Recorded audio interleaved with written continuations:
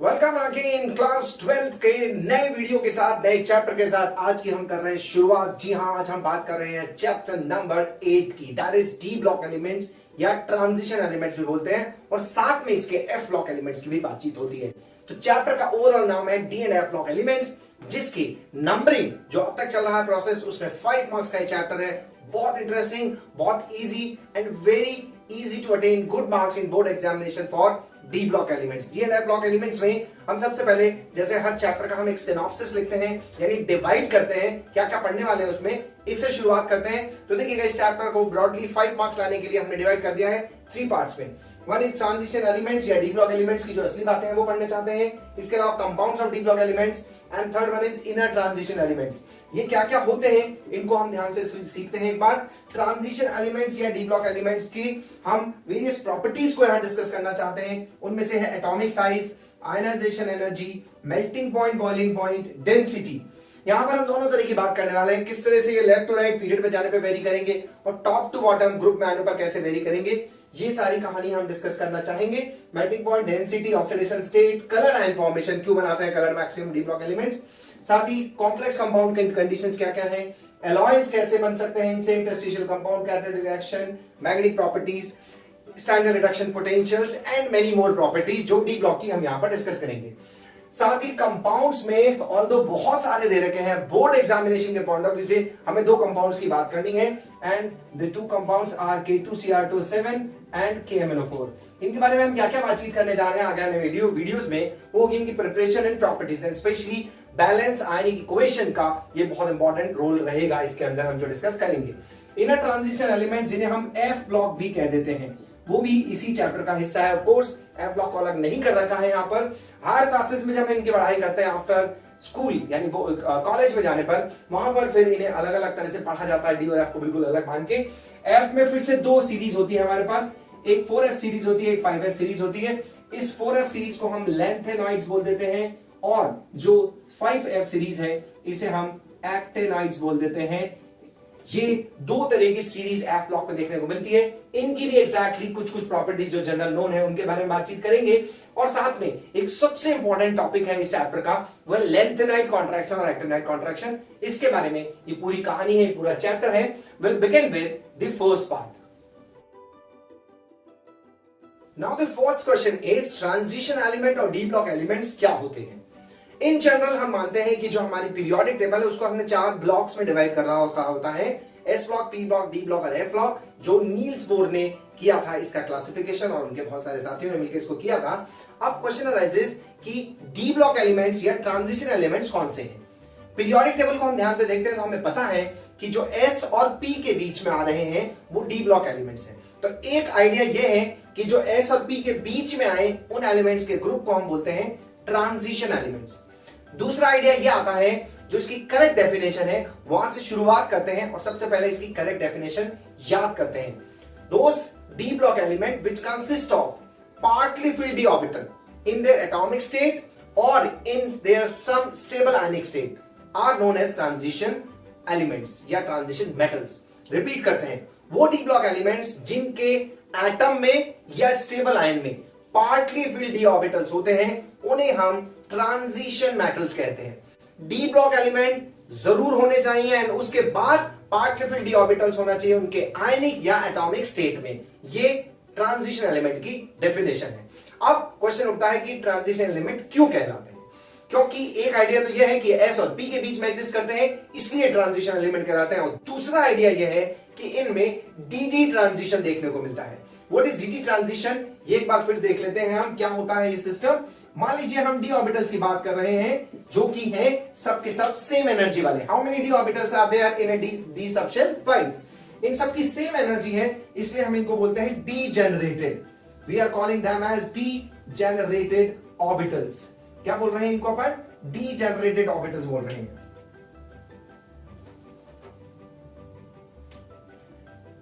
They are termed as degenerated orbitals। degenerated का मतलब होता है सेम एनर्जी वाला, जिनकी सेम एनर्जी होती है। जब ये कंपाउंड बनाते होंगे, जब लिगेंड्स इनके पास बॉन्ड बनाने के लिए आते होंगे, लिगेंड्स यानी कि कुछ इलेक्ट्रॉन पेयर डोनर्स जब इनके पास आते होंगे तो इनकी एनर्जी हायर हो जाती होगी। अभी भी डिजेनरेटेड है लेकिन हायर एनर्जी वाले। यहां हमने एनर्जी कोऑर्डिनेट ले रखा है। जब बॉन्ड बनते होंगे, लिगेंड्स आते होंगे, कुछ नेगेटिवली चार्ज स्पीसीज इनके पास आ रही होंगी, तो इनकी एनर्जी थोड़ी ज्यादा हो जाती होगी। और जब भी कोई स्पीसीज ज्यादा एनर्जी स्टेट पे जाता है तो स्टेबिलिटी नहीं होती है, and that in that case it need to split. ये टूटे टूटे हो जाते हैं, ये दो में टूट जाते होंगे। This is how it goes on. Degenerated orbitals attain higher energy and finally split into two subshells, two sub levels. दो सब लेवल्स में टूट जाते होंगे। इस वाले को हम EG और इसको T2G कह रहे हैं। इट्स अ नॉर्मल नाम दिए गए हैं इसके। जो कॉम्प्लेक्स कंपाउंड नाम का एक वीडियो सेक्शन है, आप प्लेलिस्ट में जाएंगे, coordination compound of 12th class, वहां पर आप और डिटेलिंग देख सकते हैं इसकी। इसको हमने बहुत अच्छे से डिस्कस किया हुआ है।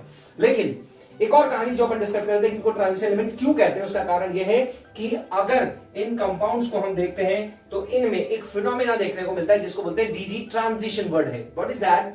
मान लीजिए T2G में कोई इलेक्ट्रॉन है, अगर कहीं से लाइट आएगी तो ये जो नॉर्मल कम एनर्जी वाला इलेक्ट्रॉन है वो एनर्जी गेन करेगा उस लाइट में से, and it will go up, वो हायर एनर्जी लेवल में चला जाएगा।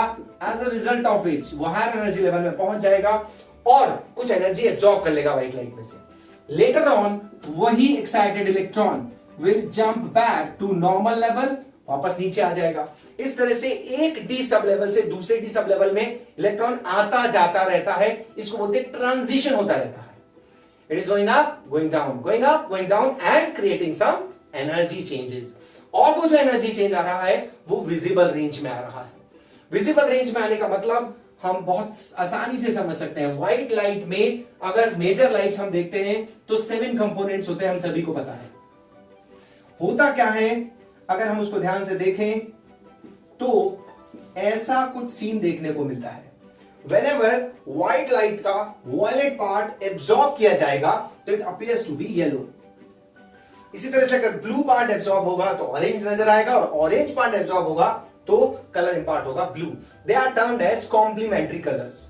तो कॉम्प्लेक्स कंपाउंड कलरफुल क्यों होते हैं, या ट्रांजिशन एलिमेंट ज्यादातर आयंस कलरफुल क्यों होते हैं, उसका आंसर है डीडी ट्रांजिशन। तो वर्ड यहां पर आ रहा है डी और डी, और साथ में आ रहा है transition. This should be very clear in your mind. Transition element इसलिए कहा जाता है क्योंकि इनमें डीडी ट्रांजिशन होता है। This is the main point, highlighted point. तो एक चीज क्लियर हो गई है, डी ब्लॉक एलिमेंट्स जिनमें पार्टली फिल्ड डी ऑर्बिटल होते हैं उनमें क्या होता है, डीडी ट्रांजिशन देखने को मिलता है, इसलिए उन्हें हम ट्रांजिशन एलिमेंट्स कहलाते हैं। कुछ एग्जांपल्स हम यहां पर देखते हैं किन किन में डीडी ट्रांजिशन देखने को मिल रहा है और कौन कौन से इस डेफिनेशन में फिट हो रहे हैं और कौन से नहीं हो रहे हैं। देखिए, जैसे हमारे पास एग्जांपल है क्रोमियम। क्रोमियम का इलेक्ट्रॉनिक कॉन्फ़िगरेशन हम सभी को आता है, इट इज 3d5 4s1। तो डी ऑर्बिटल अगर आप देख रहे हैं तो डी ऑर्बिटल यहां पर पार्टली फिल्ड है प्यारे बच्चों। कैसा है? Partly field. What is the meaning of partly filled and full field? जैसे अगर डी ऑर्बिटल में ऐसी सिचुएशन है, यानी कि पूरे के पूरे ऑर्बिटल्स खाली हैं, तो this is known as empty d orbital, this not partly filled d orbital. और अगर 5 electron, 6 electron, 7 electron, 8 electron, 9 electron तक हैं, तो this is termed as partly filled d orbital. अगर 1 इलेक्ट्रॉन है तो भी पार्टली फिल्ड डी ऑर्बिटल। यानी कि पार्टली फिल्ड डी ऑर्बिटल्स में ही डीडी ट्रांजिशन देखने को मिलेगा। अगर कोई चीज फुल फिल्ड होगी तो डीडी ट्रांजिशन हो ही नहीं पाएगा, कोई एनर्जी एक्सेप्ट नहीं करेगा, कोई एनर्जी लूज नहीं करेगा, ट्रांजिशन नहीं होगा, इसलिए ट्रांजिशन एलिमेंट नहीं कहलाते हैं। तो यानी कि chromium is a transition element because उसमें पार्टली फिल्ड ऑर्बिटल है। मान लीजिए हम बात करें जिंक की। जिंक का इलेक्ट्रॉनिक कॉन्फ़िगरेशन हम सभी को आना चाहिए। जिन बच्चों को ये इलेक्ट्रॉनिक कॉन्फ़िगरेशन नहीं आता है, मैंने एक बहुत प्यारा सा वीडियो शेयर कर रखा है, शॉर्टकट ऑफ इलेक्ट्रॉनिक कॉन्फ़िगरेशन, उसको जरूर देखना है आप सभी को। और उसके बाद इस वीडियो को वापस आके यहां से शुरू कीजिएगा। Argon, this is 3d10 4s2। क्योंकि 3d10 है यहां पर, इसलिए ये डी ऑर्बिटल, ये ट्रांजिशन एलिमेंट नहीं है, d orbital d block element है। ध्यान से सुनिएगा, जिंक का एक और एलिमेंट, एक और आयन है, दैट इज जिंक 2+। अगर जिंक 2+ का आप देख रहे हैं सिचुएशन तो आएगा 3d10। इसमें भी पार्टली फिल्ड डी ऑर्बिटल नहीं है, इसलिए जिंक ना तो किसी एटॉमिक स्टेट में ना किसी स्टेबल आयनिक स्टेट में पार्टली फिल्ड डी ऑर्बिटल ले रहा है, इसलिए ये ट्रांजिशन एलिमेंट नहीं है, डी ब्लॉक एलिमेंट है। डी ब्लॉक एलिमेंट कौन है? जिसमें इलेक्ट्रॉनिक कॉन्फ़िगरेशन फिल करते टाइम लास्ट इलेक्ट्रॉन डी में भरा जाता हो। लेकिन ट्रांजिशन एलिमेंट कौन सा है जिसमें पार्टली फिल्ड डी ऑर्बिटल्स होने चाहिए एटम में या आयनिक स्टेट में। एक और बहुत ही प्यारा क्वेश्चन आता है यहां पर, एंड द क्वेश्चन इज कि जिंक जो है, जो जिंक आप जानते हैं, जिंक के बाद जो कॉपर है वो ट्रांजिशन एलिमेंट है या नहीं है। कॉपर भी एक्सेप्शनल इलेक्ट्रॉनिक कॉन्फ़िगरेशन है। आप सभी को याद रखना है हमारे डी ब्लॉक एलिमेंट्स में कू और कर दो ऐसे थे 29 और 24 एटॉमिक नंबर वाले, जिनके इलेक्ट्रॉनिक कॉन्फ़िगरेशन आप देखते हैं तो वो एक्सेप्शनल है हाफ फील्ड फुल फील्ड के कारण। तो क्रोमियम का तो हमने देखा 3d5 4s1 था, कॉपर का होता है आर्गन 3d10 4s1। अगर आप यहां देखें तो ये ट्रांजिशन एलिमेंट की डेफिनेशन में नहीं आ रहा क्योंकि इसमें फुल्ली फिल्ड डी ऑर्बिटल्स। लेकिन अगर हम कॉपर +1 देखें तो आ रहा है 3d9 3d10 4s0। अभी भी आपको ऐसा लग रहा होगा ये तो फुल्ली फिल्ड डी ऑर्बिटल है, ये भी ट्रांजिशन एलिमेंट नहीं होना चाहिए। लेकिन कॉपर की +2 स्टेट भी दुनिया में बहुत सारे कंपाउंड्स के लिए नोन है, जैसे CuSO4, CuCl2, इन सभी में कॉपर +2 स्टेबल ऑक्सीडेशन स्टेट दिखा रहा है। तो इसका मतलब कॉपर 2+ का इलेक्ट्रॉनिक कॉन्फ़िगरेशन देखिएगा। अब आ गया 3d9 4s0, यहां पर ये फिट हो रहा है पार्टली फिल्ड डी ऑर्बिटल्स की डेफिनेशन में। पार्टली फिल्ड डी ऑर्बिटल्स होने चाहिए, ये नेसेसरी कंडीशन है हमारे ट्रांजिशन एलिमेंट होने की। तो जरूरी नहीं है एटम में हो, जरूरी नहीं है किसी एक आयन में हो, किसी भी एटम में या स्टेबल ऑक्सीडेशन स्टेट में अगर पार्टली फिल्ड डी ऑर्बिटल है तो ट्रांजिशन एलिमेंट कहलाएगा। बहुत इंपॉर्टेंट क्वेश्चन है, explain why zinc, cadmium, mercury are not considered as transition element. Answer है क्योंकि उनमें पार्टली फिल्ड डी ऑर्बिटल नहीं होते। Why copper is considered as transition element, because उसकी +2 स्टेट में 3d9 इलेक्ट्रॉनिक कॉन्फ़िगरेशन आ रही है which is partly filled d orbital. ध्यान रखिएगा ट्रांजिशन एलिमेंट और डी ब्लॉक एलिमेंट्स में डिफरेंस है। All D block elements are not transition elements, but all transition elements are D block elements. So D block elements में हमारे पास various series होती है, first series, second series, third series. उन सभी series को सबसे पहले कुछ शॉर्ट ट्रिक से याद कर लेते हैं। जैसे ही कोरोना से रिलेटेड लॉकडाउन का टाइम आया, बच्चे कहीं ना कहीं खुश थे कि चलिए घर रहेंगे, कुछ दिन मजे करेंगे, लेकिन ऑनलाइन से शुरू हो गई और कहानी आ गई हमारी फर्स्ट ट्रांजिशन सीरीज की।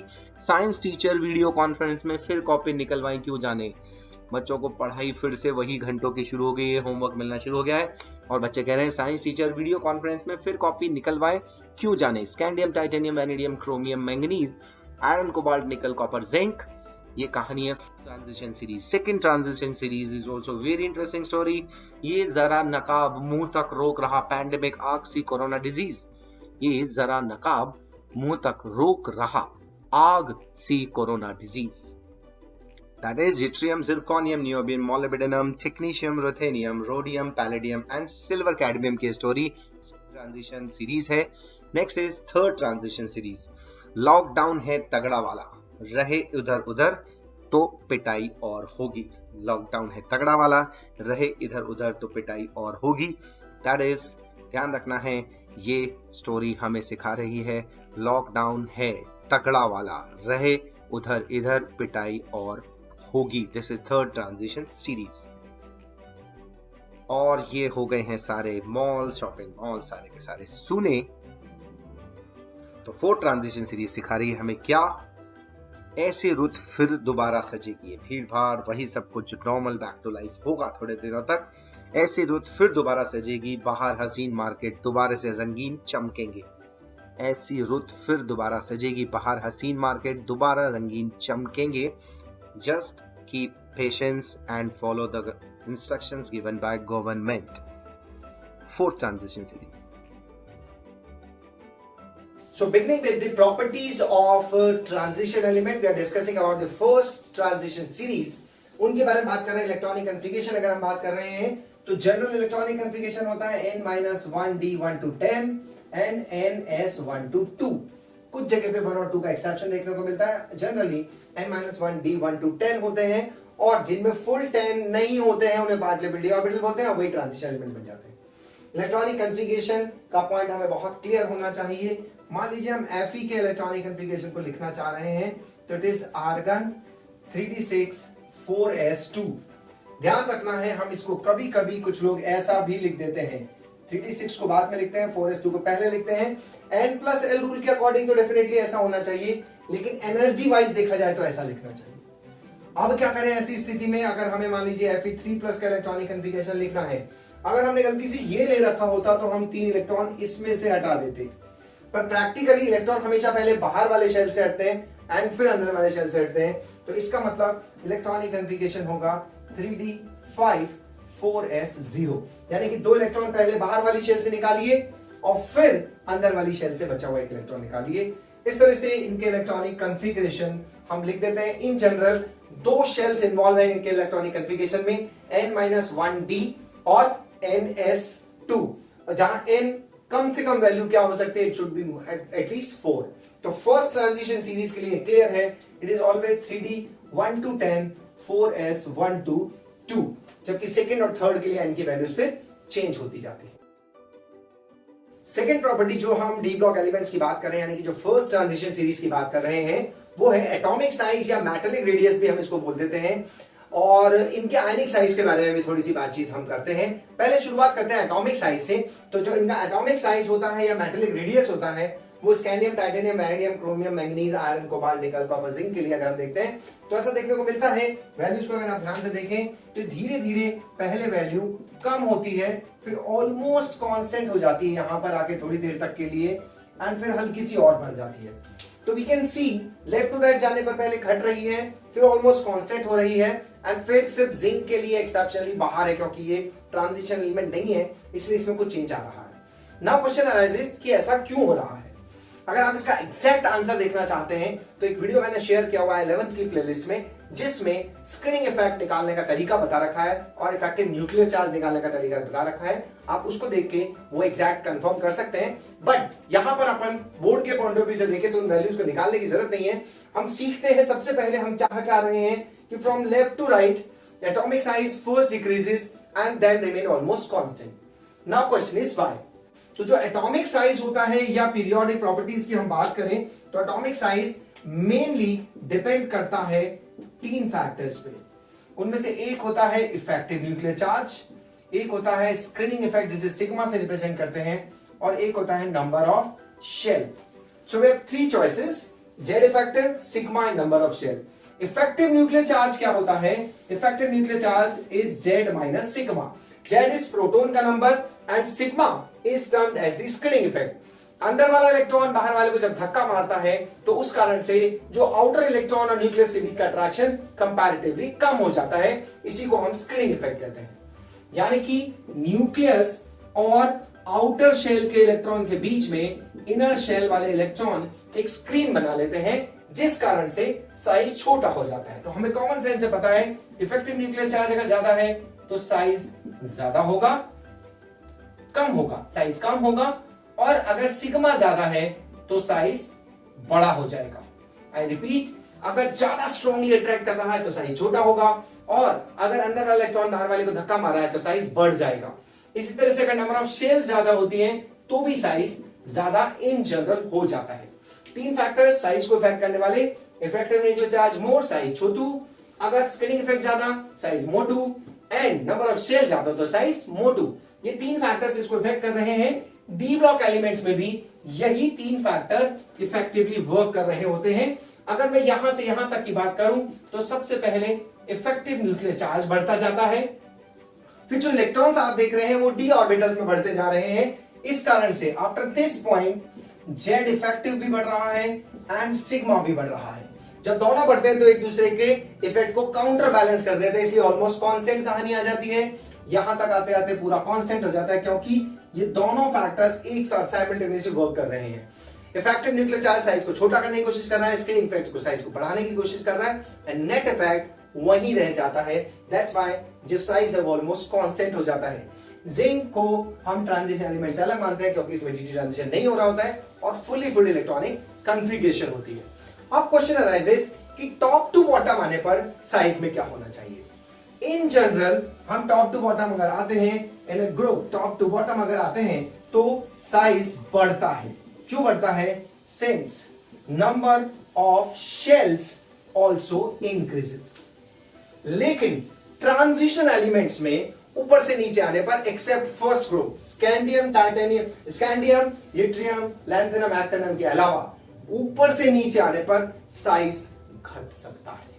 आई रिपीट, लेफ्ट टू राइट जाने पे साइज घटता है इज ओके, ऊपर से नीचे आने पर साइज बढ़ता है इज नॉर्मल थिंग। लेकिन डी ब्लॉक एलिमेंट्स में ग्रुप में ऊपर से नीचे आने पर साइज ऑलमोस्ट कांस्टेंट रह जाता है कभी कभी, और साइज छोटा भी हो जाता है। ऐसा क्यों होता है उसका आंसर आपको नेक्स्ट वीडियो में देखने को मिलेगा।